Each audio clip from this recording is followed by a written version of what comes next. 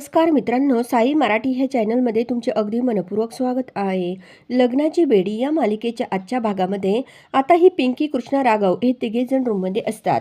त्याच वेळेस आता ही पिंकी खूप काही बडबडत असते. तेव्हा आता ही कृष्णा या राघवसमोर जाते आणि बोलते की लंबू, तुला सांगू का मी ही तुला आत्ता काय बोलली? ही तुला आत्ता असं बोलली की जेव्हा माणसाचे तोंड एकदा दूध पिताने पोळतात ना, त्यावेळेस तो माणूस ताकसुद्धा अगदी फुकून पित असतो, असे ह्या पिंकीचं म्हणणं आहे, असेही कृष्णा आता या राघवला सांगते. त्यानंतर आता ही कृष्णा या पिंकीला बोलते की पिंकी, मला एक सांग की हे जर माझे हजबंड झाले तर तू यांना किती मार्क्स देशील? आता ही पिंकी राघवच्या जवळ जाते आणि राघवच्या भोवती एक गोल चक्कर मारते आणि बोलते की मी यांना 100 पैकी 100 मार्क्स देईल, असे पण आता ही पिंकी या कृष्णाला बोलते. तेव्हा कृष्णा खूप खुश होते. दुसरीकडे असं बघायला मिळतं की आता रत्नाकर आणि राजश्री दोघेही बाहेरून घरी आलेले असतात, कारण दोघे आता गावाला गेलेले असतात. इकडे आता रत्नाकर या राजश्रीला बोलतात की तू अजिबात सिंधूला त्रास देऊ नको. तर आता ही राजश्री बोलते की नाही हो, मी फक्त सिंधूला त्रास देत नाही, तिला देवीचं जे कुंकू आणलेलं आहे ते लावते, असे पण राजश्री या रत्नाकरला सांगते. त्यात काकू तिथे येतात तर काकू बोलतात की अगं सिंधू नाही आहे तिच्या रूममध्ये. त्यावेळेस रत्नाकर समोर ही राजश्री विचारते की सिंधू घरात नाही आहे, मग कुठे गेली? त्यावेळेस आता ही काकू बोलते की अगं ती राघवच्या रूममध्ये गप्पा मारते वाटतं.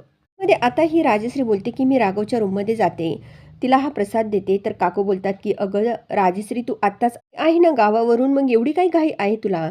अगं तू फ्रेश हो, थोडासा आराम कर, कशाला जाते तू लगेच तिच्याकडे, असे पण काकू या राजश्रीला समजवण्याचा प्रयत्न करते.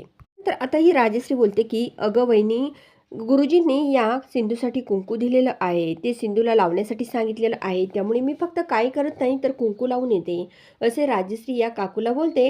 आणि तेवढ्यामध्ये आपल्या हातामध्ये जे ताट असतं ते घेऊन आता पुन्हा या राघवच्या रूमकडे जाऊ लागते. पाठीमागून ऋतुजा व रेश्मा या राजश्रीला वहिनी तुम्ही कधी आल्या असे म्हणत थांबवतात. तेव्हा राजश्री वळून पाठीमागे बघते. ते आता ऋतुजा बोलते की वहिनी, मी तुमच्यासाठी स्पेशल आल्याचा चहा बनवते, आपण सर्वजणच गरमागरम चहा पिऊयात, सर्वजण आता ओट्यावर बसूयात, असे पण ही ऋतुजा या काकूला बोलते. त्यावर काकू बोलते की हो चल राजश्री, तू पण आमच्या बरोबर, असे पण ही काकू राजश्रीला बोलते. पुढे असं बघायला मिळतं की राजश्री ही बोलते की मी सर्व काही सिंधूला भेटल्यानंतरच करणार आहे, कारण आम्ही ही पूजा करण्यासाठी ज्या देवदर्शनाला गेलो होतो तिथे आम्ही फक्त राघव आणि सिंधूचं लग्न अगदी निर्विघ्नपणे पार पडावं यासाठी गेलो होतो. मग तेथून आल्यानंतर हा प्रसाद आणि हे कुंकू सिंधूला लावायला नको का बरं, सांगा मला तुम्ही, असे पण राजश्री ही सर्वांना बोलते. आता सर्वजण या राजश्रीकडे बघत राहतात. त्यानंतर आता सर्वजण या राजश्रीला काही सिंधूकडे जाऊन देत नसतात. हे सर्व आता राजश्रीच्या लक्षात येतं. ही राजश्री लगेच सर्वांना विचारते की नेमकं प्रॉब्लेम काय आहे, सिंधू घरामध्ये आहे ना की नाही आहे, हे तुम्ही मला सांगा, असे पण आता ही राजश्री सर्वांना विचारते. या काकू बोलतात की नाही गं, आहे ती घरामध्ये, राघवशी बोलते, असे आता ही काकू या राजश्रीला बोलते. त्यावर राजश्री बोलते की बरं बरं, मी आत्ता सिंधूला भेटून येते, असे म्हणत ही राजश्री पुन्हा ती आपल्या हातामध्ये प्रसादाचं ताट घेऊन इकडे राघवच्या रूममध्ये जाते. दुसरीकडे असं बघायला मिळतं की ही पिंकी आणि कृष्णा दोघी एकमेकींशी रूममध्ये बोलत असतात. राघव सुद्धा जवळ उभा असतो. तेव्हा ही पिंकी या कृष्णाला, म्हणजे सिंधूला, कृष्ण असं बोलते. तेवढ्यामध्ये ही राजश्री तिथे येते. आता ह्या पिंकीच्या तोंडातलं कृष्ण नाव ही राजश्री ऐकते. राजश्रीच्या पाठोपाठ वधू, काकू, ऋतुजा, रेश्मा, रत्नाकर सर्वच जण असतात. इकडे आता ही राजश्री रूममध्ये येताच ही सिंधू आणि राघव दोघेही राजश्रीकडे बघतात. ही राजश्री सर्वांसमोर विचारते की नेमकं कोण कृष्ण आहे. तेव्हा आता सर्वजण या राजश्रीकडे बघत राहतात. राघव आपल्या आईला सांगतो की अगं आई, ह्या पिंकी मॅडम आहेत, ह्या पिंकी मॅडमने आपल्या सिंधूचं नाव कृष्ण असं ठेवलं आहे, असे पण राघव ह्या आपल्या आईला बोलतो. त्यावर आता ही पिंकी खूप हसू लागते आणि बोलते की मला कृष्णा खूप आवडते ना, त्यामुळे मी इनला कृष्णाच बोलते. त्यानंतर पुढे असं बघायला मिळतं की आता ही राजश्री या पिंकीला बोलते की आपण कोण. आता ही पिंकी हात जोडते आणि बोलते की मी पिंकी युवराज धोंडे, असं आपलं नाव ही पिंकी सर्वांसमोर राजश्रीला सांगते. त्यानंतर रत्नाकर बोलतात की तुम्ही साताऱ्याच्या आमदारच ना, तर आता पिंकी हो असं बोलते. तर आता मित्रांनो सर्वजण या पिंकीकडे बघत राहतात.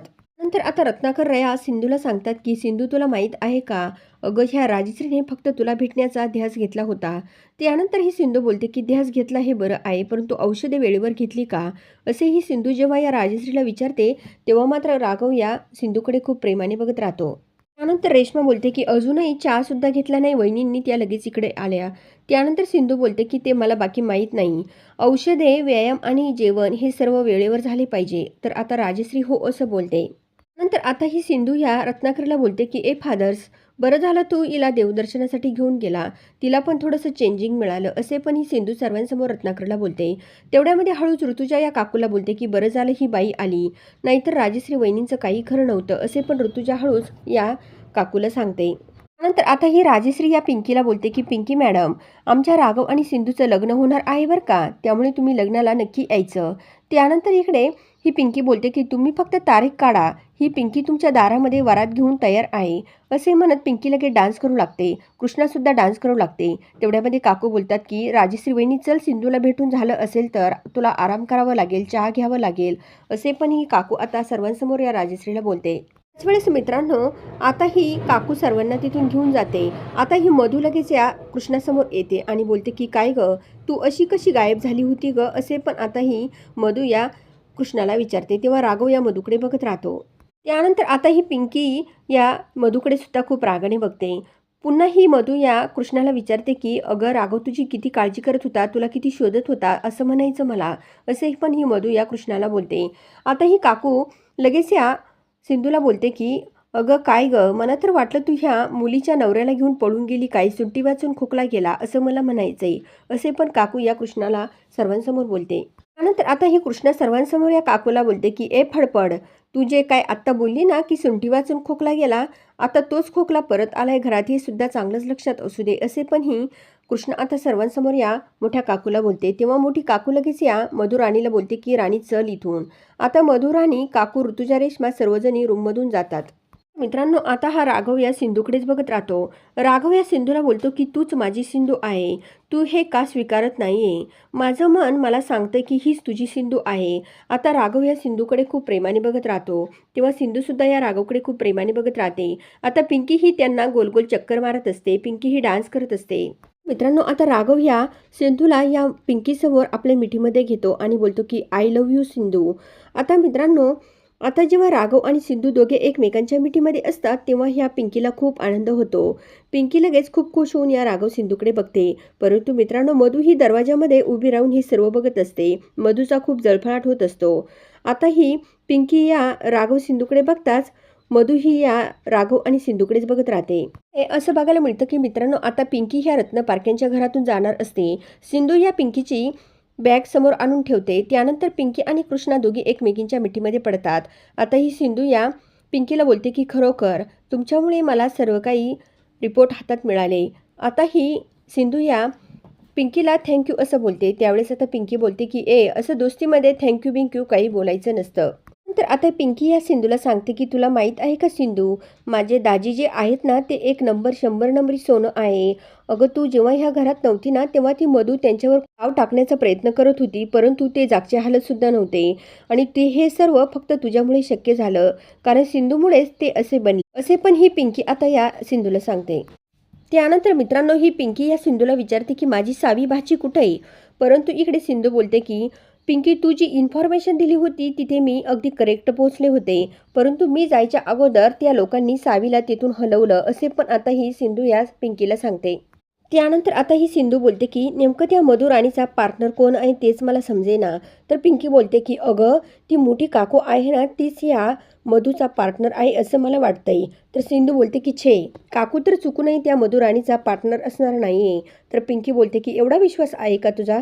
मित्रांनो, आता ही राघव तिथे आल्यामुळे ही पिंकी आता विषय चेंज करते आणि ह्या राघवला बोलते की चला आता मी जाते माझ्या धनींकडे आडगावला रिचार्ज करायला, असे पण ही पिंकी या राघवला बोलते आणि बोलते की चला बाय दाजी.